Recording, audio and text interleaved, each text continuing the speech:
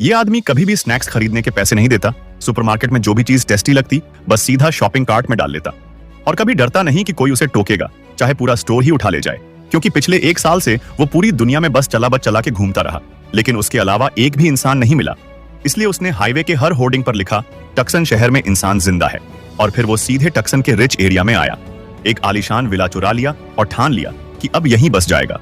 उसने पहले उस विला को अपने हिसाब से सजाया, म्यूजियम की पेंटिंग्स दीवारों पर टांगी, डायनासोर के कंकाल शो पीस बनाए, क्योंकि अब जब पूरी धरती उसी की थी तो जो अच्छा लगा वो उठा लाया। विला को पूरी तरह अपनी पसंद का बना दिया और आखिर में एक फैमिली फोटो टांग दी जो उसके अतीत की आखिरी निशानी थी। शुरू में वो इस आजादी को खूब एंजॉय करता, मनपसंद चीजें खाता पीता, पूरे सुपरमार्केट का अकेला ग्राहक बनकर लाखों की ड्रिंक्स को मछली के टैंक में डालकर नहा लेता। फ्लश नहीं था तो पूल के डाइविंग बोर्ड पर छेद कर उसे ही अपना ओपन टॉयलेट बना डाला। टाइम पास के लिए मछली के टैंक से बॉलिंग खेलता, कभी ट्रक से गाड़ियां भिड़ा देता, जैसे अपनी ही जिंदगी को वीडियो गेम बना लिया हो।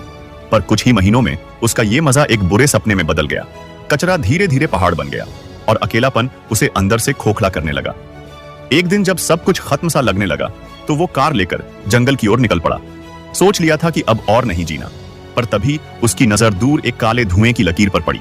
वो तुरंत ब्रेक मारकर कार से बाहर निकला और देखा कि वहां सच में एक कैंप था और कपड़ों की रस्सी पर औरतों के कपड़े सूख रहे थे।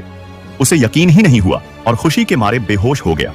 जब होश आया तो देखा एक औरत CPR दे रही थी, लेकिन जैसे ही उसे होश आया और उसने उस औरत को देखा वो चौंक गया, क्योंकि जो पहले एक खूबसूरत लड़की दिख रही थी अब एक अधेड़ उम्र की महिला लग रही थी। उसने तुरंत दूरी बनाने की कोशिश की, लेकिन उसका बर्ताव इतना अजीब था कि महिला को लगा शायद ये कोई पागल या खतरनाक आदमी है, और तभी उसने कहा, नहीं, ड्रॉप इट।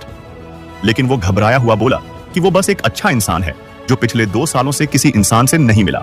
इसलिए उसे जरा ज्यादा ही एक्साइटमेंट हो गई थी और तब जाकर उस औरत ने उस पर भरोसा किया, क्योंकि अब शायद आखिरी मर्द और आखिरी औरत आखिरकार एक दूसरे से मिल चुके थे।